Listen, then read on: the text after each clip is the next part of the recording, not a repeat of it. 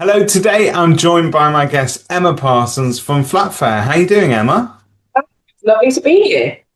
Lovely to have you with us, and it feels kind of really topical and pertinent because everywhere you look within the lettings industry, somebody somewhere is saying something about the renters' rights, the renters' reforms, the various different bills. Will it? Won't it? Are they making this change? Are they making that change? It's all still to play for, Oh, where's my but crystal ball? and it's been genuinely really sort of interesting, and I think there's been so much kind of content on this. There's been panels and webinars and blog content written about what we can expect. But I think what we do know for sure is that the direction of travel very much seems to be that there are a lot of changes afoot. And the one area that I think we can all safely agree on that needs a little bit of a shake-up has been for a while anyway, deposits, because that's something that very much comes up. We are already kind of limited as to how much we can request on a deposit. With pets and everything else getting involved in in all the questions, there's a lot going on. Savvy agents, clever agents, I promise I will let you talk in a minute, but clever agents have long since been looking for a while now at deposit replacement services because they offer a host of protections for both the landlord that make sure that they've got everything that they should have, but it's also a lot more affordable for tenants, and they're very often the ones that are expending all that cash at the beginning of a tenancy. So it feels like we should start the story there, and get on with it. So in a question, the traditional deposit system, why is it unraveling? I think let's be fair to what it is, and it served us well for a very long time. And I think that's the crux of it, is that it's not necessarily broken. It's just that it's very limiting from a landlord perspective and from a tenant perspective. I've been in the industry long enough to remember pre 2008 and pre the deposit legislation, when it was the wild, wild west out there. And, those changes came in and the reform was necessary. But it did bring in the limitations of a 5-week traditional deposit to be held.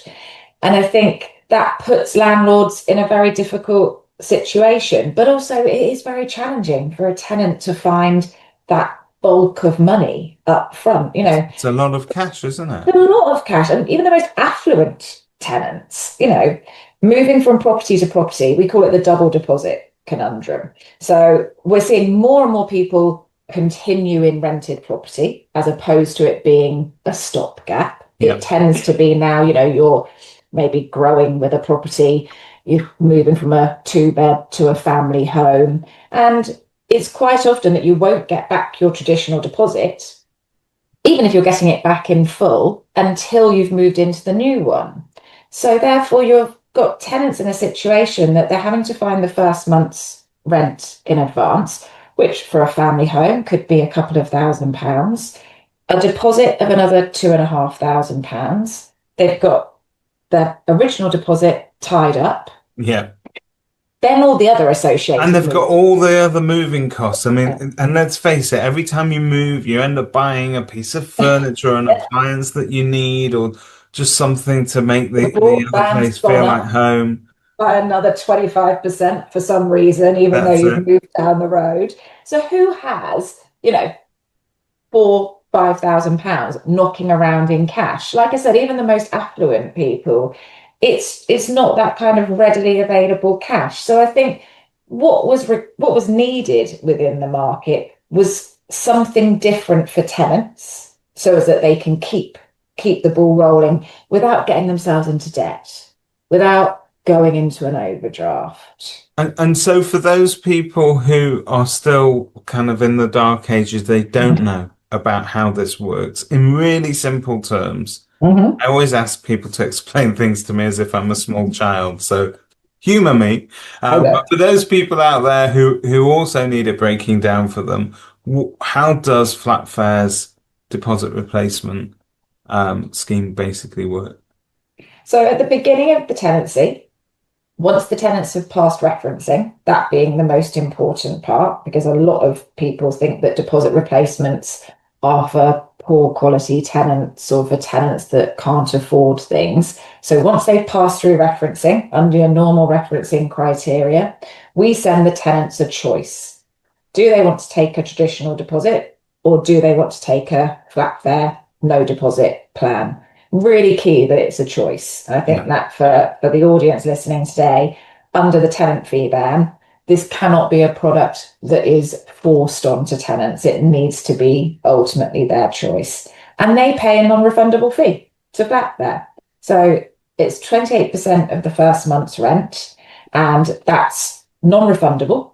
So that's a sunk cost. yeah, It's not coming off of anything. They don't pay a renewal fee or an admin fee. That's for the life of the tenancy. And then at the end of the tenancy, everything happens as normal. So the checkout's done, the agent compares it, and then rather than doing the negotiation with the tenant directly, they come to Flatfair.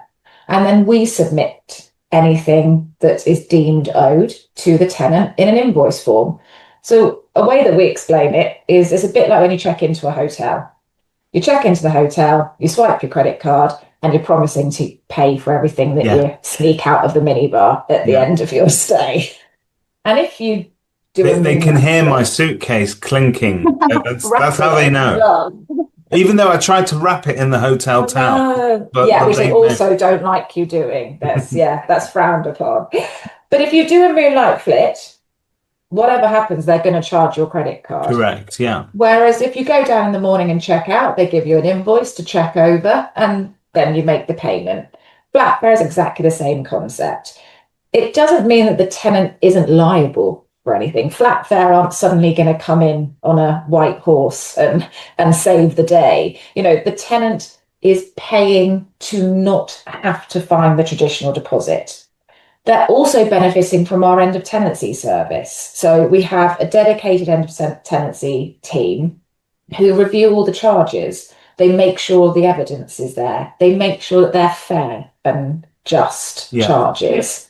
So the tenant's having that support as well.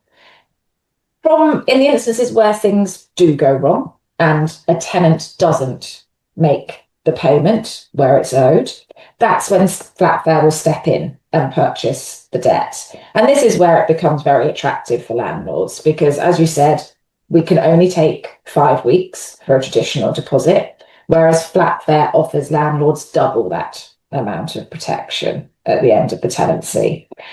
And in all honesty, we do that because we are reliant on our landlords to offer this product. So it's not legislated that all landlords have to offer a deposit alternative.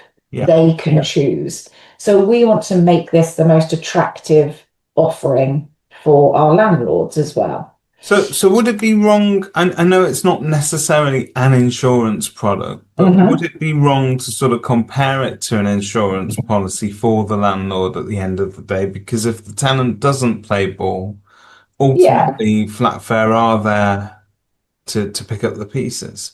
Yeah, we're a debt purchase business. That is at our essence. You know, we have we have a similar amount of people in our debt recovery team as we do to our sales team. So it is that its essence is what we are. And I think that's really important to touch on because insurance policies with tenants do tend to create a certain type of behavior, which can sometimes not be very endearing.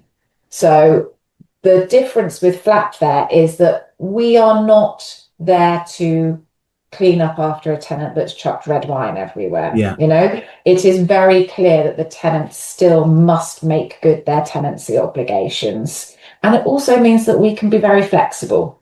We're also we it's not a computer says no approach, you know, as we all know with insurance, unfortunately, sometimes if you don't tick the right box or use the right color pen, then it can be rather challenging. Whereas we see us much more of an end of tenancy service as Okay, opposed to an well, I do want insurance. to ask you one or two questions on that, but just so Mm, we don't miss any of the details. of course. And I know this is your specialist subject, but I want to just ensure that you know that people watching this will fully understand.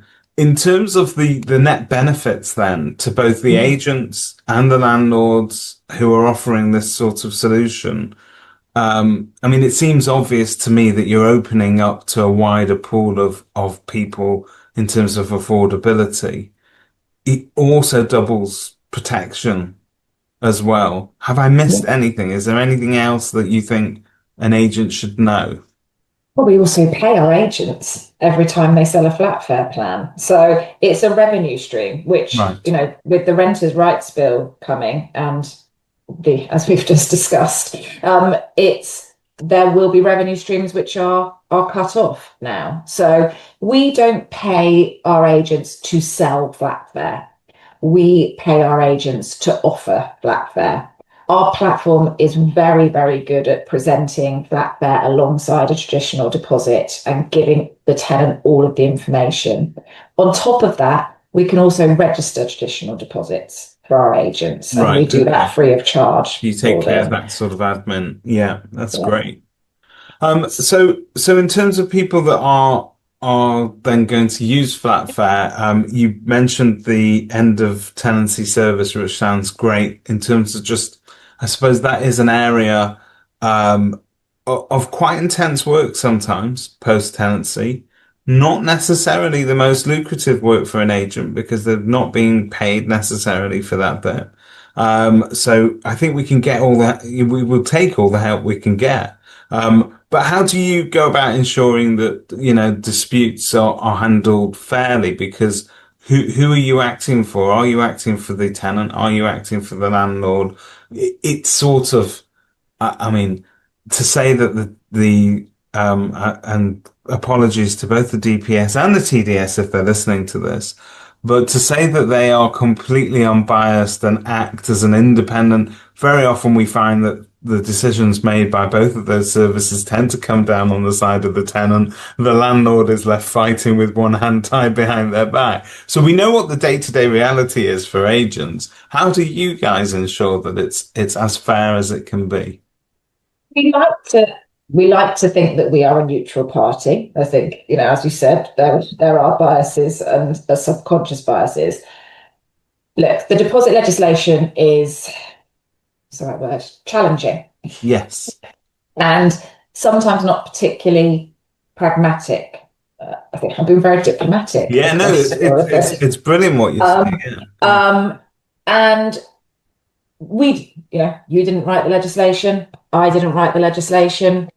Unfortunately, we all have to work within the confines of the legislation. So what Flatbed prides itself on is mirroring a traditional deposit as closely as possible. Our team in end of tenancy are fully versed in the deposit legislation. So our aim is to reach a conclusion as quickly as possible because that's what everybody wants. That is true. Nobody wants to be hanging around. So we try to cut to the bad stuff as quickly as possible. There's no point in dragging it out. If an agent is submitting charges to us, that from a landlord perspective, I can totally get what they're submitting charges for. It seems sensible. There's a mark on the carpet, and the mark on the carpet wasn't there 2 years ago. Why is it the landlord's problem that Yeah. there's now a Yeah. mark on the carpet? I want to charge to replace the carpet. Now, unfortunately, Mr. Landlord, you're not going to get the cost of the whole carpet. This is what you're going to get.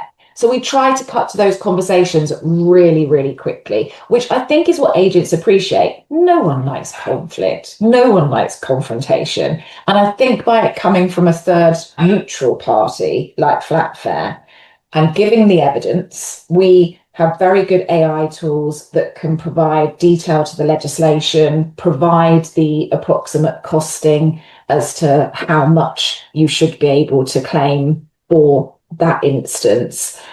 And we just start that negotiation really, really quickly. And It's trying, our aim is to reach a conclusion that everybody is comfortable with as quickly as possible. If we can't, we've got a panel of 4 independent TDS adjudicators that flatfair pays. The tenant doesn't pay for adjudication, the landlord doesn't pay for adjudication, the agent doesn't. We try to do everything we can to stop it from getting to adjudication, because ultimately, if we can get a negotiated settlement beforehand, it's quicker, it's often fairer in terms of how everybody feels about it. Everyone's just flipping a coin with adjudication, aren't they, effectively? It's very, very black and white. I think that's the key bit. And a lot of the training and support that we do is not just around offering a deposit alternative. And I think this is the difference with flatfair. For a lot of our competitors, it's an insurance product. It's a way for tenants not to have to find a traditional deposit. Whereas we are very much that end-to-end service. I see us as slotting in between the references being passed and the contract being signed. We can deal with the deposit alternative and your traditional deposit. And in the end, it's very much a collaborative end of tenancy service for our partners. Okay, so I'm sold. Show me where to sign. But before I do, I need to build trust with obviously the people that I'm working with, both tenants, landlords. So is there an education piece that kind of needs to go out there? How's the best way to get that across to people? I think from a tenant perspective, tenants are much more open to it. And I think from a tenant perspective, they are very much guided by their letting agent. You know, for a lot of people, that it's very green. They've never gone through the process. We have a lot of resources that are directed at tenants and the information. We are very black and white with tenants. We never want to have a tenant coming back to us going, I feel like I was missold this. You know, if we ever have that, it's a very quick, right, let's exit you from this as quickly as possible. From our agent point of view, it's absolutely about building landlord trust in this product. Now, we've been around for nearly 8 years. Deposit alternatives are coming up for 10 years. Yeah. If I get told this is newfangled nonsense at least once a week. Okay. But it is well tested, isn't it? It's really hugely well tested. But, you know, this wizardry and witchcraft that we are doing, you know, I think a lot of our work at the beginning with our agents is about building their confidence in talking about it. So we spend a lot of our onboarding not about talking to tenants, it's about talking to their landlords about it. Flatfair sells itself to tenants. That's not a problem. It's about landlords relinquishing that pot of cash. They need to know that there is another way. And I think most of them are coming to this entirely uneducated. And I mean that in the nicest possible way. Yes, it's not absolutely. their fault. They just don't know that another way exists. And if you can give them an option that effectively doubles their cover, then they start to lean forward and listen at that point, is my experience anyway. But particularly with the renters' rights bill coming up, they will want to know, you know, are these changes going to mean that we are being disadvantaged? There's a piece to do with your landlords there, isn't there? Yeah, and I think, you know, the amount that they're able to hold is continually being squeezed. Is 5 weeks enough? Like, really, to be able to deal with an unknown end of tenancy date? You know, you could have a tenant in there for 4 weeks, or you could have a tenant in there for 4 years. You know, I think that for landlords, there's so much uncertainty at the moment and so many unknowns that what flatfair does is gives them an extra level of comfort.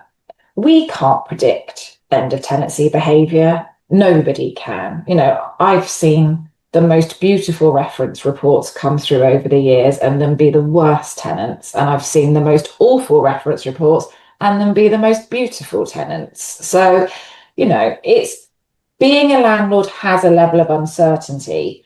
All that landlords can do is utilize the tools and products that are around to be able to kind of protect themselves from those uncertainties at the moment. And that's what flatfair does. It complements really well with rent and legal protection. If you've got rent and legal, cover your arrears with rent and legal. A lot of the companies are now doing zero excess on the rent and legal protection. And then you've got 10 weeks damages and dilapidations with flatfair, which you didn't pay anything for. Why wouldn't you? You're rightly so very enthusiastic about it, and it sounds like there is a bit of a reward in almost like it levels the playing field a little bit. It allows tenants to move more cheaply, I suppose, and we all know that cash flow is important. It increases protection for the landlords. It adds to an agent's bottom line, so it's win win win all over the place. Is that the most rewarding thing about working for Flatfair? Oh, What makes you jump up in the morning and go, what? Woohoo! Look, I was working in agency for many, many years. I mean, I don't look old enough, but I've been in agency since 2003. So, I was ready to leave agency. And when Flatfair came along, it was the perfect segue of moving into a different type of business, but staying in property. And I think that what Flatfair is doing is, we're trying to change everything one tenancy at a time. And it is challenging. And there are some days where you think, oh God, just isn't going to get through to people, but I think that winning those challenges and changing agent mindsets and landlord mindsets, and then also seeing them come through the other end 12, 18 months later, when you've got a howler of a checkout, and actually they've been able to sit down with the landlord and go, great news. yeah. We wouldn't have been able to do this if we'd have had a traditional deposit. That's where you kind of go, yeah, okay, they get it. That's lovely. And whilst you've got your magic wand out, if there is something that you could change about the rental market, other than maybe take that renters' rights bill and burn it, but other than that, what would the one thing be? If you had one thing in your gift, what would you Do you change? know what it was? And this may be an unpopular opinion, and I say it in a way of I would welcome licensing for agents. And the reason why is not because I think we need any more red tape to jump around, but I find it so frustrating that agents don't get their value or don't promote their expertise and their value, and that they're not viewed as a professional service. I think it's absolutely horrendous how, in the time that I've been in the industry, fully managed fees just keep on dropping and dropping and dropping. Yeah. And I just think there's no other professional service around housing that you would go in and negotiate the fee. It's true. So there is that perception, isn't there, that if we formalize the qualification, if there's it's a necessity, you need to use a licensed agent, then there would be a little bit of respect that goes along with it. In much the same way you wouldn't just go and see a doctor that hasn't got a qualification.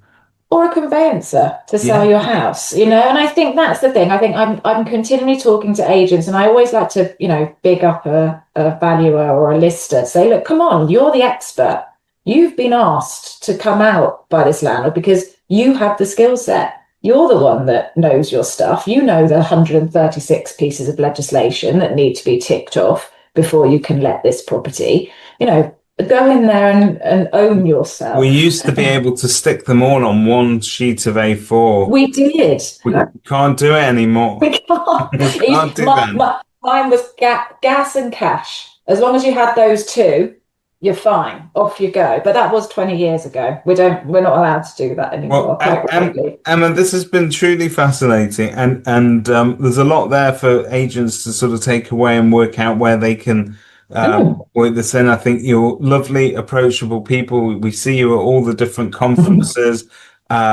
great merch as well, but Me they are too. genuinely got a great solution, and trusted by lots and lots of agents. And one statistic, we always ask for stats to try and make something stand out, but one statistic that kind of caught my eye was because you start this whole process by saying we offer the tenant a choice. They can either go traditional deposit or they can use flatfair, and over 50% of the tenants, when left to make that choice on their own, choose flatfare. Now that's significant, isn't it? Because they get the benefits. Like you say, it's not really the tenants necessarily that need selling to on this. It's the landlords that need that education, and I suppose the confidence building a little bit. Yeah.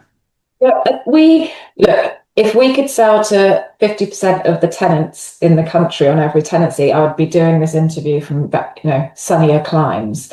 This is we are interested in spreading the deposit alternative word. There is enough tenants out there for the group of deposit alternative companies that if we are converting 50% of tenancies, we will all be in a very happy place. So I think it's, like I said, it's less about tenants.